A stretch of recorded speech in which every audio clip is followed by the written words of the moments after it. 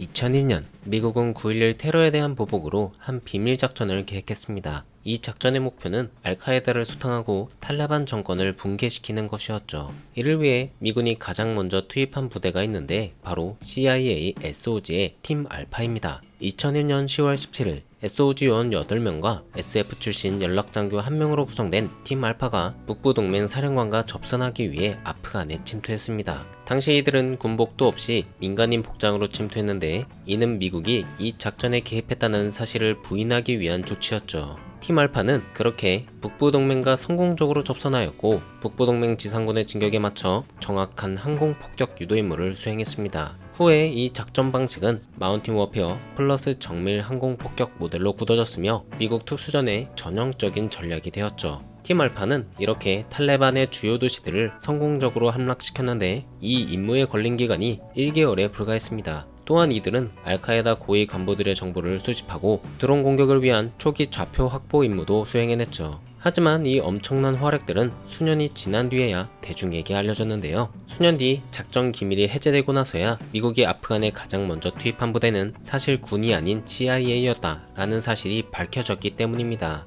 이 사례는 CIA SOG가 비공식 특수작전의 최전선에 있음을 보여주는 대표적 사례로 평가되죠. 이번 영상에서는 바로 이 CIA 산하 고위험 비밀 작전부대 SOG에 대해 자세히 알아보겠습니다. SOG의 역사는 제2차 세계대전 시기 만들어진 전략사무국 일명 OSS에서 시작되었습니다. 당시 OSS는 유럽과 아시아 등지에서 첩보 수집, 심리전, 비정규전 등의 임무를 수행하는 활약을 펼쳤죠. 그리고 1947년 CIA 창설과 동시에 OSS 세력 일부가 CIA에 편입되면서 비밀작전부서가 탄생하게 되었습니다. 이 비밀작전부서는 CIA가 쿠바, 이란, 아프가니스탄 등지에서 비정규전을 펼칠 때 여러 특수작전을 수행하며 크게 활약했죠. 그리고 이 시기를 발판으로 삼아 CIA 산하 비공식 특수작전 세력으로 성장하게 되었습니다. 이들은 1960년에 발발한 베트남전에서도 크게 활약했는데요. 당시 미국이 운용한 극비 특수작전부대 맥브의 SOG와 함께 침투, 암살, 비정규전을 수행한 것으로 알려져 있습니다. 또한 이 시기 CIA 특수작전부대는 현지 민병대를 조직하기도 했으며 북베트남의 침투에 정찰을 하는 임무도 맡았죠. 베트남전이 끝난 후에도 이들은 쉴 틈이 없었습니다.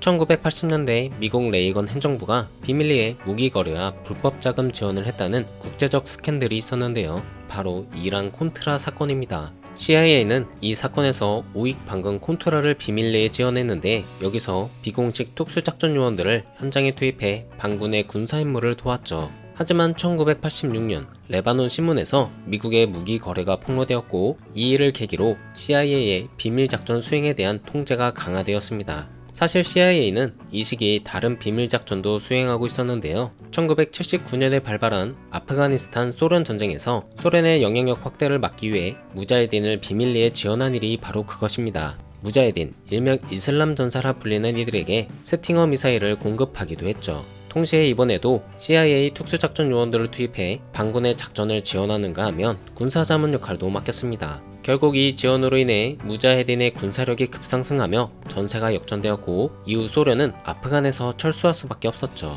이는 미국이 직접적인 병력 투입 없이 적을 약화시키는 간접전의 대표적 성공 사례로 뽑히기도 합니다. 그리고 이 성공 뒤에는 CIA 산하 특수작전 부대가 있었다는 것도 잘 알려져 있죠. 시간이 지나 1997년 이들은 CIA 내부 비밀작전부서 정비를 통해 SAD SOG 체계로 공식화되었습니다. 이 부서는 이후 잘 알려진 것처럼 티어1 특수부대 수준의 작전 능력을 가진 특수부대로 발전하게 되었죠. 무엇보다 이들이 제일 활발하고 크게 활약한 시기는 9.11 테러 이후라 할 수 있겠습니다. 영상 초반에 말씀드린 것처럼 CIA SOG는 미군보다 먼저 아프가니스탄에 투입되어 탈레반 타도 작전을 지휘했습니다. 이들은 또한 아프가니스탄 침공뿐 아니라 이라크전에서도 크게 활약했는데요. 대표적으로 드론 타격 지휘, 고가치 표적 제거 작전 임무에 깊이 관여한 것으로 추정됩니다. 이 시기 미 특수부대, 델타포스나 대북으로와도 협력하여 여러 작전을 수행한 것으로 알려져 있죠. 그리고 2016년 CIA는 비밀 작전의 효율성을 높이기 위해 SAD를 SAC로 개편했습니다.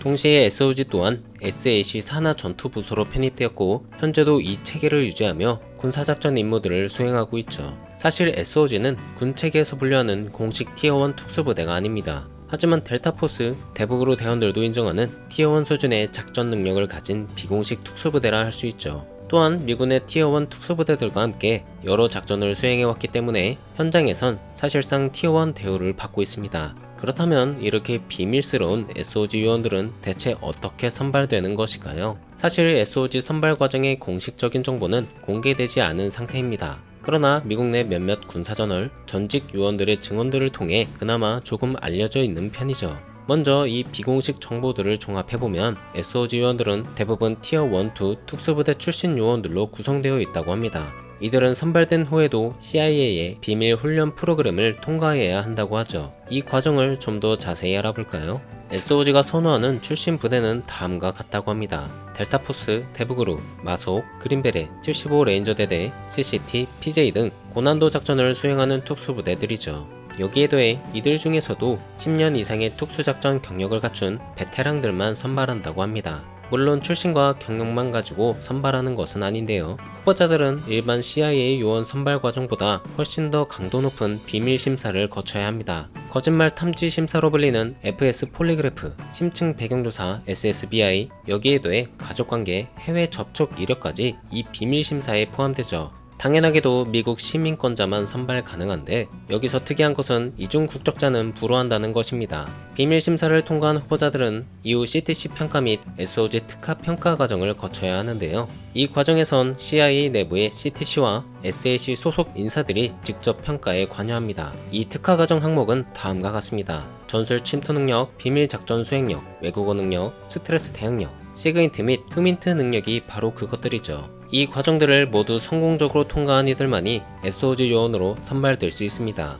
당연하게도 합격률은 공식적으로 알려지지 않았으나 비공식 티어1 특수부대라는 점에서 극소수의 인원만이 선발된다고 할 수 있죠. 이들은 선발된 이후 경력에 따라 6개월에서 2년 이상의 비공식 훈련을 받게 됩니다. 대체로 미군의 타격 특수부대들과 같은 훈련을 받지만 여기에 더해 CIA의 비밀 작전 훈련도 추가되죠. 이를테면 민간인 위장 능력, 신문기법, 정치 공작 훈련 등이 있습니다. 자, 하지만 이렇게 어렵게 SOG 요원이 된다고 해도 이들은 끊임없이 부대 내 평가를 받아야 하는데요. 이들은 공식적으로 알려진 CIA 내 실전 평가를 통해 매번 적격 여부를 판단받게 됩니다. 평가 기준은 철저히 비공개이지만 이 평가 과정을 통해 일부 요원들이 자격 박탈을 당하거나 직무 교체를 당하기도 하죠. 미 티어1 특수부대 수준의 전투력과 CIA급 비밀작전 수행력을 동시에 갖춰야 한다는 점에서 이런 점들은 어찌 보면 당연하다고도 볼 수 있겠습니다. 자, 지금까지의 선발 과정을 보시고 하나의 의문점이 떠오르실 수도 있겠는데요.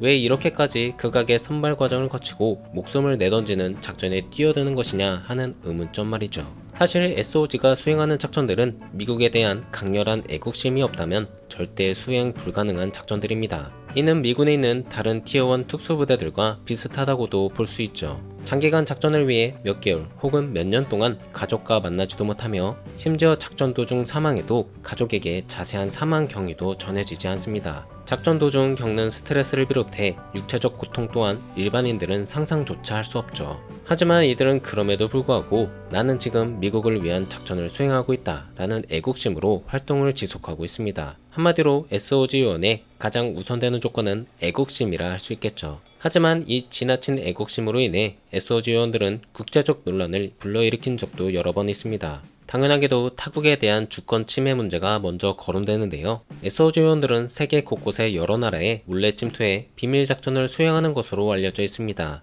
예를 들어 실제로 파키스탄, 이란, 예멘 등에서 허가 없이 무단 작전을 수행한 정황이 여러 발견되었죠. 사실 여기까지만 해도 큰 문제를 야기할 수 있지만 이들은 여기서 한 발짝 더 나아가 작전을 은폐하기도 했습니다. 예를 들어 SOG가 수행한 이라크 내 작전이 조작되었다는 의혹도 제기된 적이 있는데요. 잘못된 정보로 민간인 거주지를 급습하거나 오폭으로 인명피해를 일으켰는데도 불구하고 무력 충돌 아님으로 축소 보고했다는 것입니다. 이 일로 국제적 논란이 불거졌으나 CIA는 군과 달리 공식 전투 보고서를 공개할 의무가 없기에 지금까지도 이 사건들은 제대로 밝혀지지 않았죠. 또한 CIA는 공식적으로 암살을 금지하는 행정명령의 적용을 받고 있습니다. 그렇게 SOG가 수행하는 고가치 표적 제거 임무는 사실 명백한 불법이기도 하죠. 하지만 이 점은 미 국방부는 물론 미 의회조차 문제 삼지 않는 경우가 대부분입니다. CIA가 수행하는 비밀작전엔 SOG의 표적 제거 임무가 필수 불가결하다는 것을 알고 있기 때문이죠.